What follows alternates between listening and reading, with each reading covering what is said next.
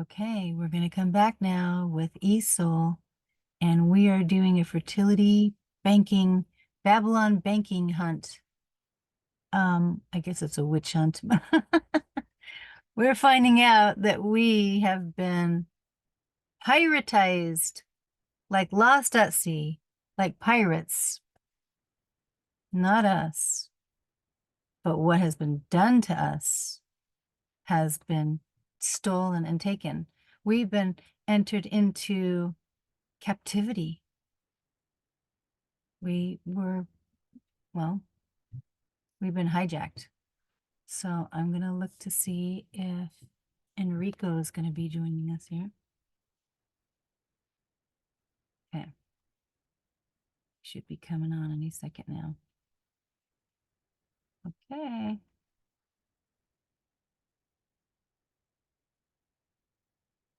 All right. Let's see.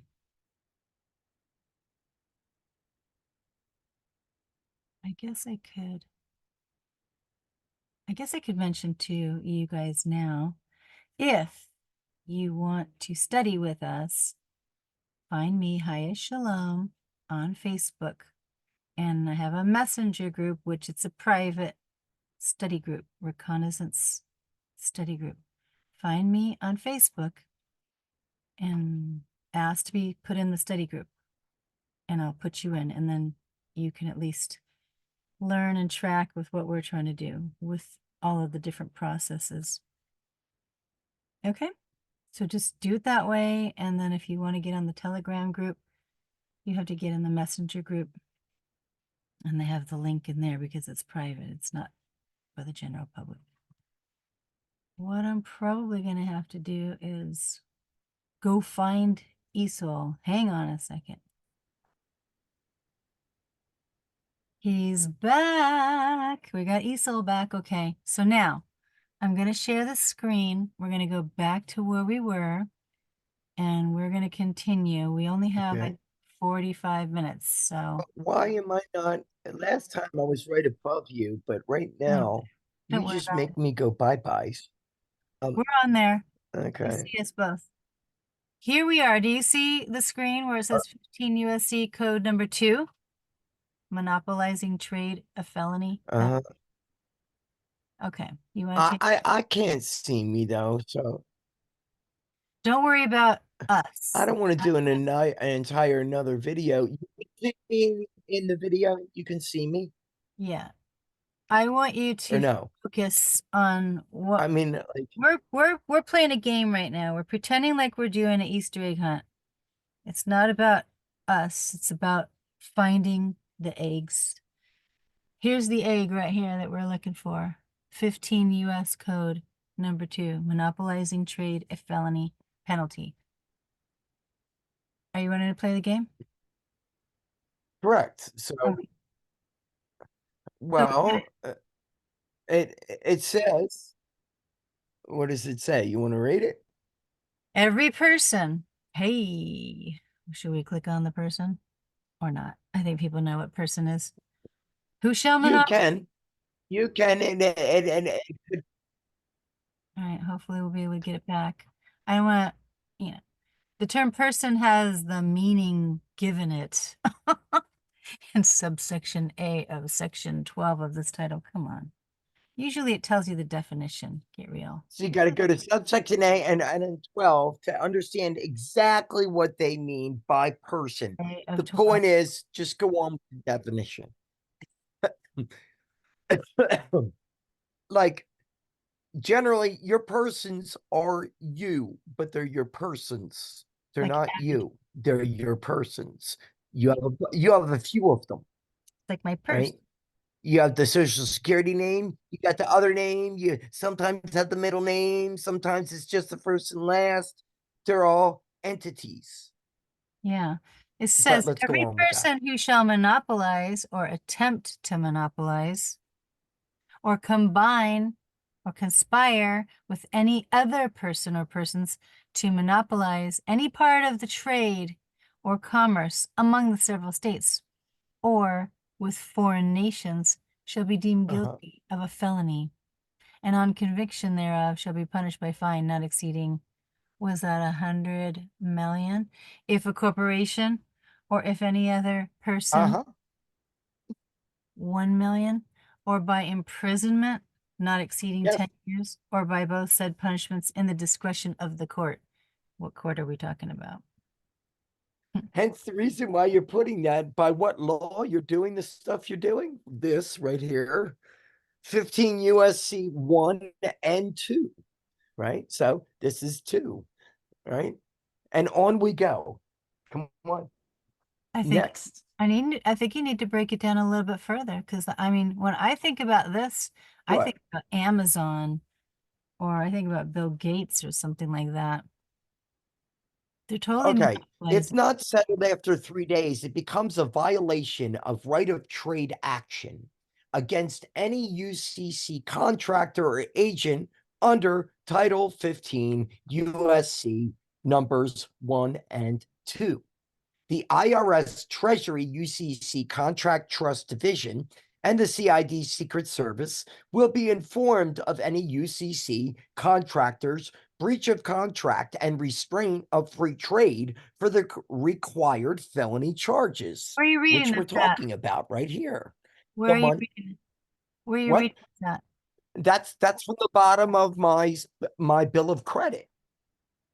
Oh, okay. Well, I wanted That us goes to to every place that I focus on what that we're goes to my utility bill, that goes to my phone bill, that goes to the government, the national government, the federal government, because we are the federal government, right? But that's another conversation. Now, part of the law by which we function in the republic is the Miller Act, and that is oh, exactly what I'm speaking about okay. because it Let me speaks look about at that that. in the Miller Act. Let's go. The Miller Would you Act. like to bring that up? Yes, I Of would. 1935. Oh. Because they did the first one in the late 1800s, and then the second one Oh, was 1935. there's more of 1935. Okay. Well, that's handy to have someone like Yeah. you that knows about this kind of stuff because I would have never known that there was more than one. So is it this? Oh, the GSA bonds? Is that what that's all No, about?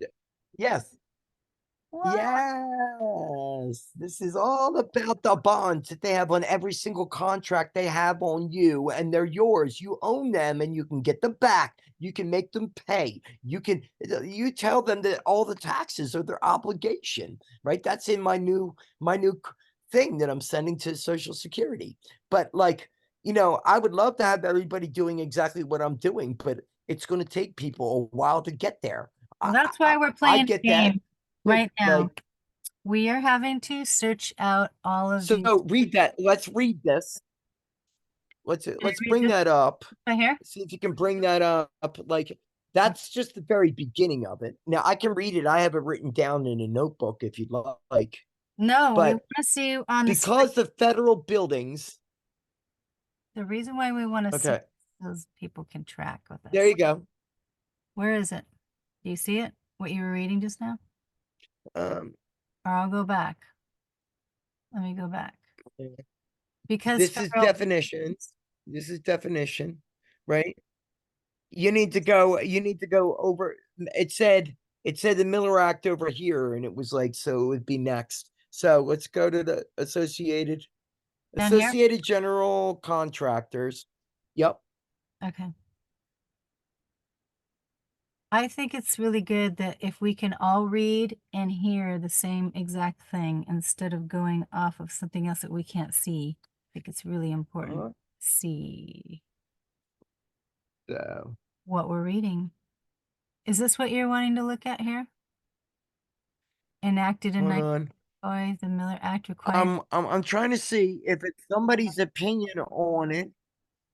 Right. No, no, no. Let's bring this up. Enacted in 1935, the Mhm. Miller Act requires that before any that's can you make that bigger, please? Because that's really small for Let me me. see. I Okay. have glasses on, but yeah, come on. Boost that up. Okay. Is that better? So it takes up the entire screen. Yeah, there you go. I'm gonna do this. So Oh, there we go. Enacted in 1935, the Miller Act requires that before any contract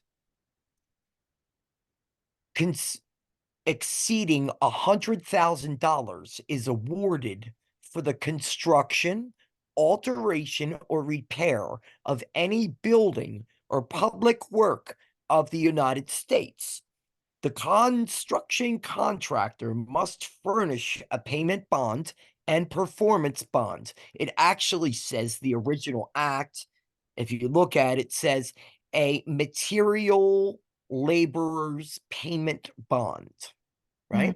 So, Mhm. um, Is this how they're building their the construction contractor must furnish a material laborer's payment bond and a performance bond.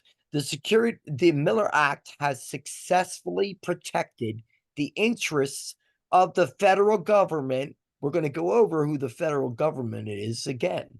Taxpayers and subcontractors by ensuring that construction contractors are qualified to perform their contractual obligations to the government, that the precious taxpayer funds are protected through third-party guarantees of contract performance and payment, and that the subcontractors and suppliers, hint, hint, suppliers. Greetings. IRS. Nice to see you back. It's the IRS. What? It's the IRS. They're here? I'm Really? here. Oh, you're here? I'm the IRS. Oh, you're the IRS? This kid, I love him. All right. So, yeah, I've been talking to him. So, anywho, and the subcontractors and suppliers, right? So, subcontractors, contractors. I will give you example of that so you can wrap your minds around that, right? And suppliers have a payment remedy in the event the prime contractor becomes insolvent, no shucks, or fails to pay them. Ding, ding. Bond underwriters evaluate the capacity, character, and capital of construction firms to determine if and how much surety credit to extend. The granting of surety credit demonstrates the contractor's ability to perform. You're not supposed to be performing, they are. Therefore, the Miller Act bond ensures that when the federal government seeks to procure construction, it will select from a pool of contractors qualified to perform the project. Now, this is a redone version of that law. So this isn't, it actually changes. Let's go a little further down. Okay.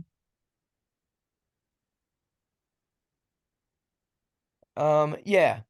Increasingly, the federal government is awarding ever larger contracts for public works and infrastructure projects.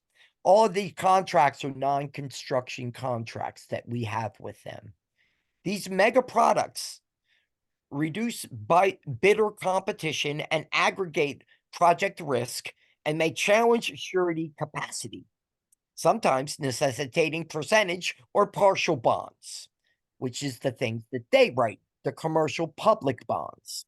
So then they want you to be filling out the 24-25 and the 25-26 and this and that. And it's like, it's all their commercial stuff. And they're drawn off two huge bonds that belong to you if you take possession of them. Wow. The federal government needs to find ways to unbundle extraordinarily large contractors, extraordinarily large construction projects, so more contractors can compete for these projects. And so these projects are fully covered by the performance and payment bonds. Keep going. So oppose contract and surety requirements that guarantee specific green building rating levels in public construction.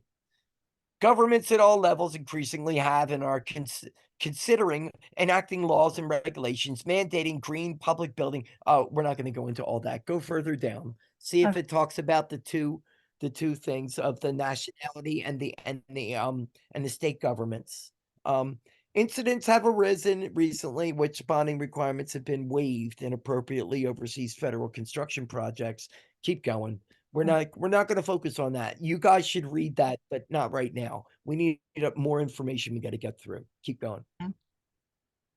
All right. Titan federal requirements, authority, U.S. Department of Treasury. See, ding, ding, ding. They're the middleman between the Federal Reserve Bank and the Treasury. All right. Federal regulations should be reduced by the administrative burden shouldering by contractors, officers, and reducing instances where unacceptable. Down here. Oh, down here. Okay. Keep going. A little further up. Assets may be inadvertently accepted. Assets may be inadvertently accepted. Now, let me read this. So, because I went to the actual Miller Act, right? So, Wait, I'd like to pull it up. This way we can all follow and track. Do you want to share the screen or what? Because I well, no, I mean, like, I have it written down. Like, that's the thing. We um, lower down, right? So let's read you the actual words, right? So towards the bottom, after the $100,000. So since the government construction projects are unable to protect themselves, the Miller Act was created. These are the original words to protect the subcontractors as well as the suppliers when dealing with projects owned by the federal government. The word national recognizes the state governments and the governments of the union as two distinct systems.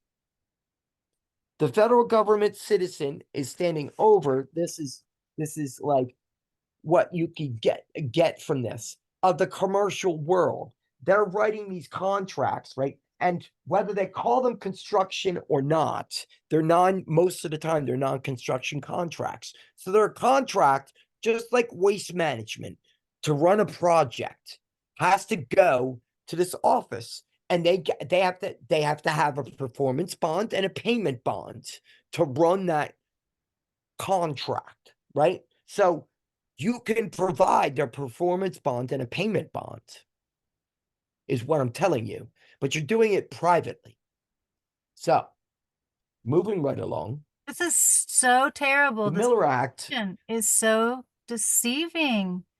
I can't believe it. It's weird. See, It's like we're applying no, for this jobs. is way later. So this isn't the actual law. This is the person giving. This is the best description that you're going to get as a version to the law. The other stuff is only going to give you like the first half of that first part, and then that's it. You're not going to see anything else. So it's like you got to know, you got to go around, you got to read, like, you read this, right? And it's great, but then you go and read like the actual thing. It takes a while to search it out, like the thing, and it's old and it's yellow page, and you can see the typed black letters of the, it's the Miller Act of 1935, right? It's written down in a book. Like, I love it. This Which one is should some we go bull, on next? but at least it's the closest thing to it. What's the next tab? All right, the next tab would be the Development right. and expatriation. Well, we did it 1 and 2. We did it 7. Yeah, the Expatriation Act, 1868 Expatriation Act, preferably 50th Congress, Session 2, number 249, 1868. See if you can look that up. Okay, eventually Congress passed the 1868 passed a law declaring the right of expatriation. This is them summing up the law. You got to look at the document. This is, again, it's decent, but it's still bull, right? Because it's a summation of the Expatriation Act. It was later called that, but originally it's the 50th session of Congress You want me to look that? gathered. Go on 50th. Session, yes, 50th Congress, Session 2, Section 249, 1868. And see what you find. All right. Look at it. It goes to 40. Hey, I love you guys. Look at how it says 40th Yep. to 50. Congress, yeah, bring that up. Bring that up. 40th one? That'll be it. Even though it says 50? Yeah. Oh, Fam Guardian. Cool. I like that. famguardian.org. Oh, all such goods and merchandise. Right. Shall be made in the Let's bring that up. All right, so. See? In the Whoa. presence of a military officer not below the rank of captain, to be detailed for that purpose by the commander of the department in which the delivery shall be made, where such officer shall be stationed within 50 miles of the place of delivery, which officer shall attest by his certificate the receipt thereof, and no receipt by Indians for goods or property to any superintendent or agent shall be valid to discharge such officer unless the same be accompanied by the certificate of such military officer, showing that said goods were actually delivered and are out of quantity and quality stated in the invoice or bill thereof, a copy which shall be attached to the receipt. This And it one, shall be further enacted that the sum of 3,500, yet 10th article of the Treaty of March 6, 1800, 1800, and 60. wait, 1800, And where are you? 61. Right here. Did you, it's up to, It's right here. With 1861 with sacks, boxes, and Iowas to be expended by the Secretary of the Interior in the construction of a toll bridge across the Great Namaha River may be applied to the purchase of oxen, agricultural implements, and so forth for the use of said Indians in compliance with their request. This is, I love this language right here. And it shall be further enacted that the sum of 10,000. So this isn't actually, this is a session of Congress, but this had to do with the Indians. This is not the Expatriation Act, right? well, that's why I said it was the So 40th one. let's go back. All right. Right. So let's go back and do This 50th, 40th. Isn't it tricky? Like we or said put 50. or and then put Expatriation Act. This is the Library of Congress. Do you about this in the United States at large? Statutes at large. Yeah. Right. But see, that's going to give you the Expatriation Act, right? So we don't like put wait. Do you want to do Wikipedia or no? See, they're gonna it's not going to give you that. It's going to give you the catalog of the public documents of the 54th Congress. That's too late. Wait, so hold on. That's 1867 to 1869. Statutes at Large, Volume 15. Let's look at that. Okay. See about that. Yeah. Look at that one. All right. See, they're totally trying to, they're messing with you. They're not going to show you the actual law because then you could stand on it. Oh, these are all Right? 40th So, Congress. Statutes at Large, Volume 15. See how they say 40th and not So let's see this one.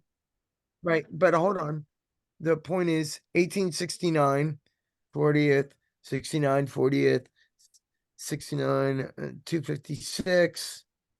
US statutes Did at you say we large. want Hold on. 50th? So it's like you have to kind of basically go through each one and see what it's talking about. Don't we want to have 50th Congress? America Congress. All these are 40th.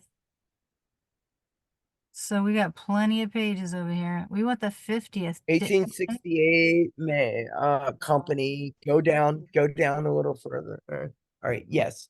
Well, Well, we want 50th. We don't want 40th, right? All right, let me go back. 50th Congress, Session 2, number 249, 1868. Statutes at large, right? They're hiding it. Uh, All these are 40th. You see how it says 40th here? Whoa. Wait a minute. Don't we want to do like well, hold on. We go down here, 50th Congress, 1888, right? Volume 25. Here I go. All right. So, statutes at large, official title: the Statutes at Large, United States of America, from December 1887 to March 1889. The recent treaties, postal conventions, and executive proclamations, volume 13, or no, 23. All right. So, working. or is it, 25? Listen, we Okay. have to have it on here if you're going to be reading it because you're going to lose people. 50th Congress. What else did you want? What else? Expatriation. U.S. Statutes at Large, Volume 25, 50th Congress. That's what you type in. 25. It's in the Library of Congress. That's where I am right now. Right here. U.S. statutes at large. U.S. Statutes at Large, Volume 25, 50th Congress. Yep. Bada bing, bada boom. That's the exact page I'm reading from, right? So it says official title, the Statutes at Large, right? Where is it that Go you're down. Okay. View. Now, the whole point is view 1,676 images in sequence. That is how big this law is. Wow. Right? Do you want to look at all that? No. So What's the purpose of looking at well, the whole point is like, okay, so well, the point is that like Patrick Devine will tell you all about it, right? So the preamble of the 50th Congress is very simple: American citizens in foreign states. It was passed at 12 o'clock midnight, the night before the 14th Amendment. Whoa. By Lincoln and Senate members, right? No, it's to protect the people, American citizens in foreign states, because the next day, foreign states came into existence. Prior to that, they didn't exist, right? So Lincoln did that to protect it. You have the right to expatriate away from the United States corporation. That's what the Expatriation Act is about, right? Wow. So, right?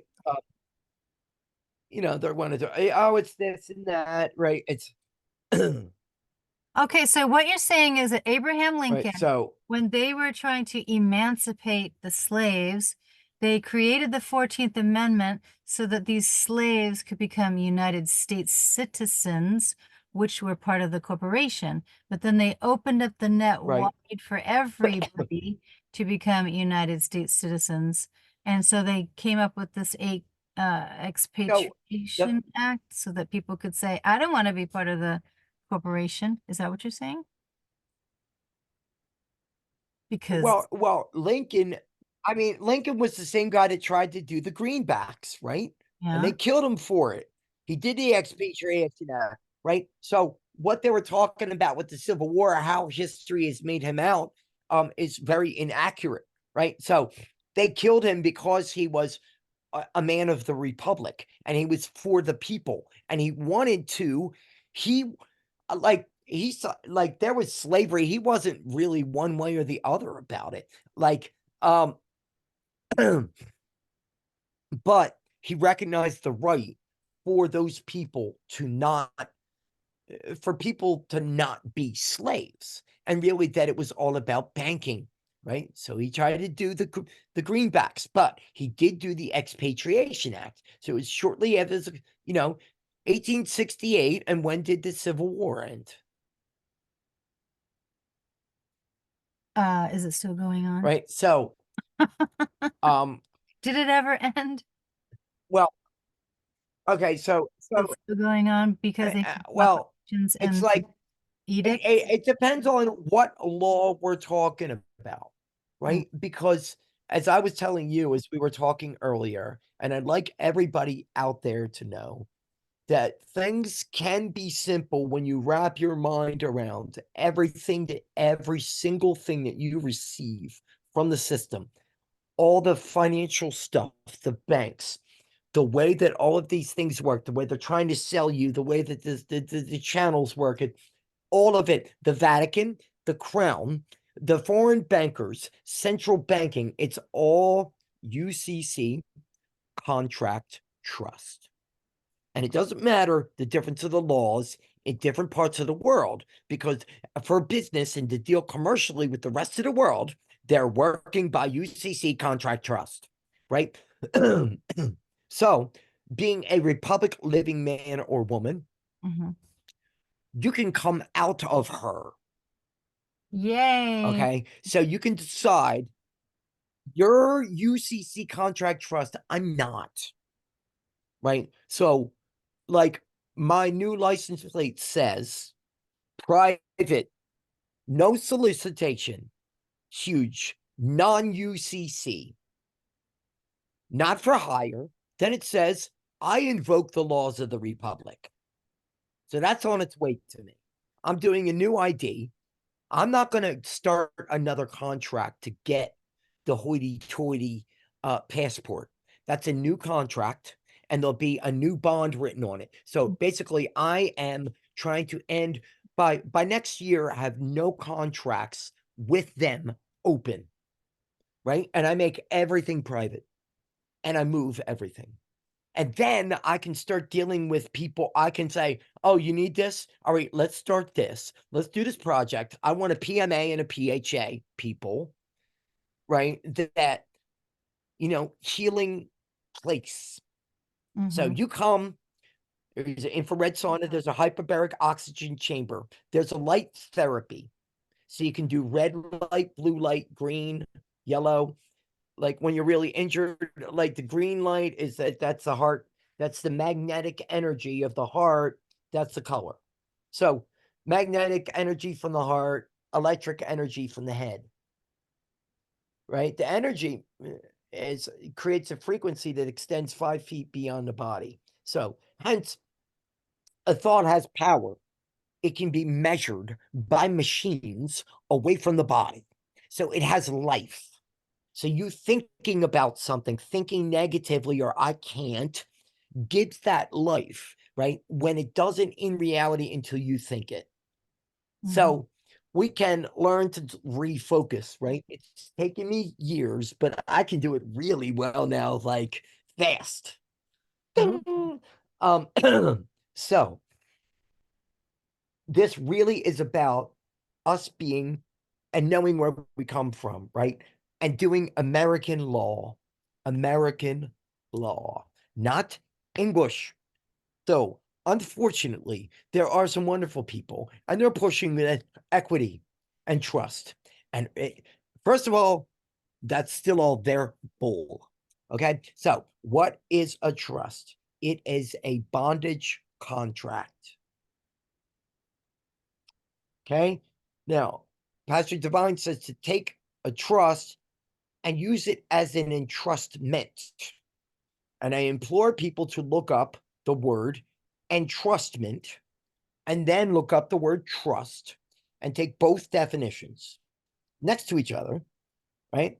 And take a look at, instead of looking at it like, I need this trust and I need to operate from the trust, we operate as a living principle, right? So an international organization. And then For a trust on. we're coming from a place. All right. So all right. Receive the gift that you are upon hearing this. Especially to deliver something in trust to deliver something in trust to commit to another with confidence and entrustment, right? And then you can go down here too. Deliver something to a What is entrustment, right? duty, to give something over Yep. in the care of another, to deliver to a Yep. merchant who may transfer ownership to a buyer Yep. in the ordinary course To of deliver to a merchant, now this is merchant mariners law, all the Social Security and the offshore accounts, it's merchant mariners law, right? And it's very specific. Merchant who may transfer ownership to a buyer in the ordinary course of business, used especially in the Uniform Commercial Code.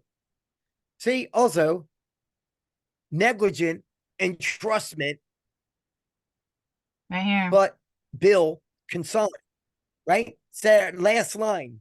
They use it as the last line. That should be the first line. Negligent Right. entrustment is a cause of action in United States Yes. court law, which Hence, arises where one party is held liable for negligence because they negligently that is literally, I am holding them liable now.